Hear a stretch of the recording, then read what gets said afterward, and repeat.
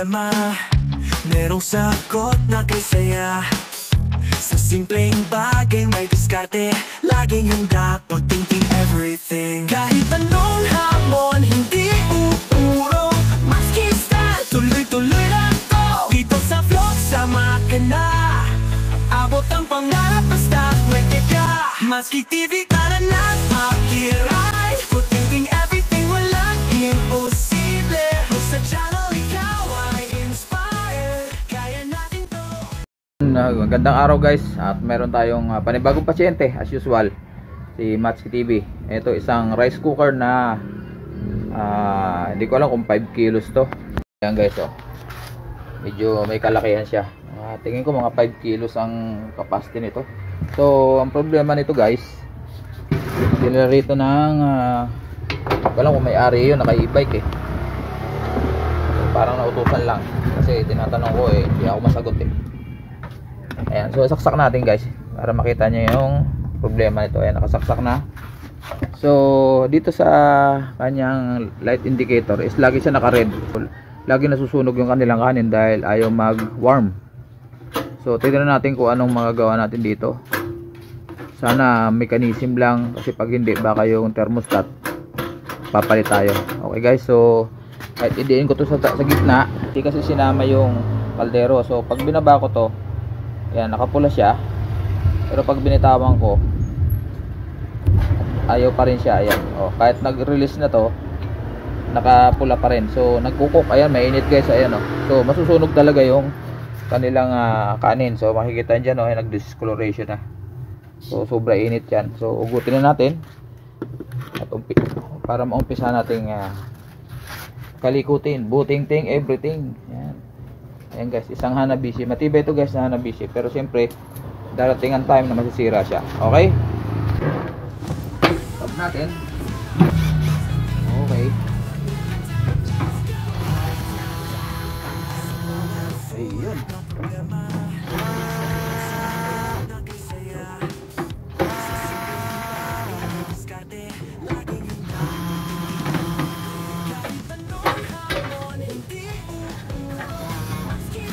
Okay, natin forward natin yung ating. So ayun guys, ganyan, oh. Sa pag ganyan, ito sa mga sign ng talagang nag-overheat siya. Ayan, oh. Kasi nga hindi siya nag-automatic yung pinakang ano niya, thermostat niya. Ayan. So iba-ibang klaseng thermostat. Ito naman ang kanyang thermostat. Ayan. Ayan guys, so ayan. So tingnan natin kung paano natin mawawala yung lagi naka-steady sa cook. Ayan guys, at ito yung kanyang fuse. So buo naman ang fuse. Nakita nyo may power. Kasi pag walang power, pag putok ang fuse, walang power. Ayan, baliktad. Ayan, ganyan. So malamang dito yan. Ayan, so buksan natin. Ayan yung ating kakalikutin, yung pinakang thermostat nya. Ito. Ayan natin na konti na ganyan. Kita ba? Ayan. Ayan, ulitin ko guys kasi medyo magulo yung ating naka-zoom. So ito yung pinakang thermostat, ito yung adjust natin. Ngayon kung mapapansin nyo, ayan, may gatla siya, pinipihit kasi siya. Hindi mo siya mapipihit dahil sagad na siya. Kung mapapansin nyo, nakalubog na siya, diba? Ayan, so ang discarte yan, kailangan matanggal natin itong washer na to. Ayan, medyo hindi makita. Ayan, yan, ito yung washer na to, may washer yan eh. So kahit na pihitin mo to dito, sagad na, dahil yung washer na yan nakabangga na itong pinaka-adjustment na to. So tatanggalin natin yan at i-adjust natin ito mamaya habang pinipihit natin to. Nakababad yung tester natin, kailangan wala siyang tunog. So ito ngayon, yan ay tutunog yan, matik yan. Kaya siya nakapula, kaya siya nakakook lagi. Testingin ko tetesterin ko guys matik yan, basta ganun nakapula, automatic yan naka-on, isabihin naka-cook. So ito yung ating tester. Ayan, pakita sa inyo. Ayan, ganyan, oh. Ayan, di ba tumunog? So ito, hindi pa naka-on tong pinaka-switch na sa ilalim. Ayan, tutunog na yan. Ibig sabihin naka-on siya. Ito babaklasin natin, testerin natin to. Itong dalawang wire na to. Automatic yan tutunog. Ayun guys, nakita nyo? Ngayon, kahit anong pihit mo dito, Kahit anong pihit mo dito, hindi mo na magpihit kasi andun yung washer. So, ang diskarte dyan, tinatanggal yung washer na yan. Mahigpit, di ba, pag ganon? So, hindi mo na may pipihit yan dahil sagad na. So, pilitin natin na matanggal. Ayan, ayan, ganyan, ang higpit to. Yun lang. So, kailangan baklasin natin to. Kasi nakukuha sa pihit dun eh. Ayan.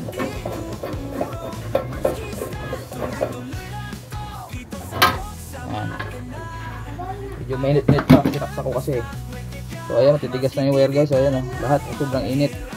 Alulutong na, sana wala tayong maputol. So ganyan. Mahal natin ng ganyan para kami tayo ng long nose. Para hindi siya mapursa. Kailangan to nakahawak maigi to. Hindi pwedeng magalaw yan.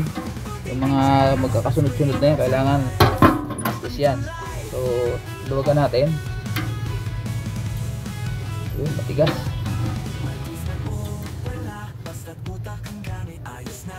Yun. Ayun guys, nakita nyo. Nakita nyo. Ayan, lumuwag ko. Kasi pag nakahigpit na yan, sagad na. Dahil yung washer na yun, andun nakalagay. Kahit anong pihit mo pahigpit, hindi na mahigpitan yan.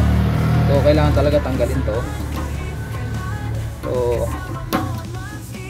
ngayon, pagdating dito, tigil ko muna yung video. Nakita nyo to, yung parang butil ng bigas na yan, yung porcelain yan, hanggat mare naka-steady yan dyan. Medyo bumalakot dahil nagalaw ko. Hanggat mare naka-steady yan dyan. Yan, diretso. Tapos nandun pa sa ilalim, yung nakita nyo yung isa na yan, pinapakita ko na sa inyo maigi para may idea kung sakaling magkakalikot kayo nito. Ito tsaka to parehas lang yan. So ang humahawak niyan ito yung pag pinihit yan, tutulak yan doon. Yun ang mag-a-adjust ng kuryente. So ang diskarte diyan ay tanggalin to, ingatan mo malaglag yan, mawawala yan. Pag nawala yan, wala tayong papalit niyan. So kita ba?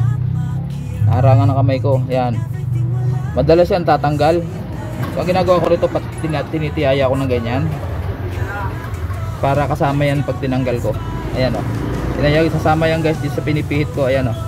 Yan. Kita nyo? Yan. Ito.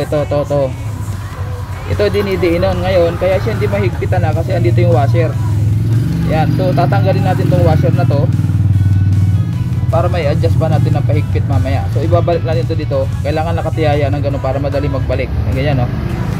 Tapos shoot natin to rito. Kailangan nakasentro yan. Pwedeng tagilid. Yun, sumentro guys. Ayan o. Kita nyo diretso. Kailangan diretso yan. Ngayon, kailangan nyo ng tester. Pwedeng analog, pwedeng digital. So, testingin ko ulit ha. Pag testing yan kasi, ang pag-adjust yan kasi nakatutok to. Ayan. So, habang nakaganyan, ididiin natin to unti-unti. Yan.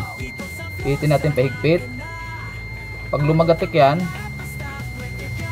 mawawala yung tunog. Ayun, tumigil. Pero pipihit pa natin ng mga 1/4. Diba yung ikot niya isang buo? Mga 1/4 lang. Sabihin, pag mula rito, pag gano'n hanggang dito. Para adjustment para sa kanyang power. Yan. Yan. So, pakita nyo wala ng tunog. Papakita ko sa inyo na yung kanina nakapula.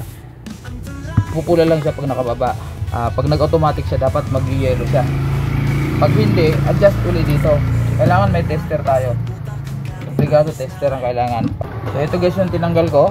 Ito, yung washer na to. Ito, tinanggal ko yan. Obligado tatanggalin yan. Mabalik na ito rito. Yan. Kung maka-encounter kayo ng rice cooker nyo na lagi nakapula at ganito yung kanyang thermostat, ganun lang gagawin nyo guys. Pero kailangan nyo pa rin testerin dito.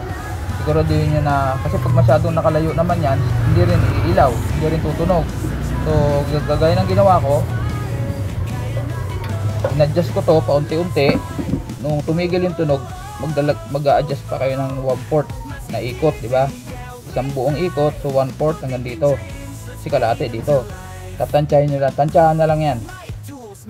So ulitin natin uli kung may tunog. Kailangan walang tunog eh. So wala. Saksak na natin guys. Para makita nyo, dito na lang. Hindi ko muna sasarahan. Papakita ko lang muna sa inyo na iilaw siya ng nakapula. So ibabalik ko, balik rin natin para makita nyo ha. Kita ba? Kita ba yung kailangan makita yung pumupula. Yan dito. Ito yung pula, ito yung dilaw. Tingnan natin. Ayun, ano nangyari? So nakita nyo guys, ando na sa orange. Actually dilaw yan. Nakita nyo? So kasi hindi pa naka-on. Ngayon pag diniinan ko sa gitna, dito sa gitna, dito, diba lalagyan natin yung kaldero.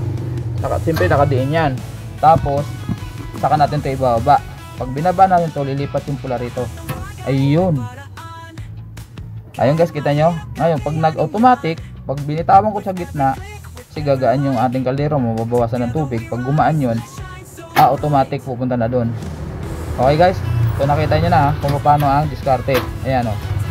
Ayan, kanina kasi kahit nabitawan ko to, nakapula pa rin hanggang matutong na yung kanilang sinaing, ay ayaw siya mag-warm. Ito warm kasi tawag dito eh, warm indicator. Pag dito cook, sabihin malakas yung apoy, tuloy-tuloy hanggang masunog na yung kanin. Kaya ginagawa ng customer, binabantayan nila at meron silang siningit na karton. Pwede na lang, naisipan nilang ipagawa. Ayan, so sa atin dinala. So ngayon, dahil wala yung kaldero, hintayin natin yung may-ari. Kukunin daw dito, sabi ko mga isang oras, kukunin daw dito para matesting nila. So ayan guys, nakita nyo, kulay coke na siya, kulay dilaw. Ayan, ulit natin. Ayan, nakita nyo, nakapula na siya. Oh, nag-cook, ay nag-warm. Cook, warm. Cook, pag nag-automatic, mag-warm. So ayan, maraming salamat at madali lang naman. Kaya lang syempre, kung di natin alam tong technique na to, itong washer na to, dahil sa washer na yan, hindi natin may adjust yun dahil sagad na siya. So kung gaano kanipis to, kung gaano to kanipis, halos 2 pihit ko lang na bahagya ang in-adjust ko para lang bumalik siya sa tamang settings. Ayan. Okay. Ayan, maraming salamat.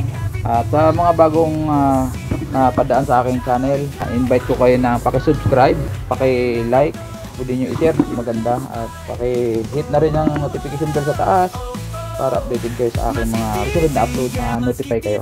Ayan, maraming salamat. Walang imposible.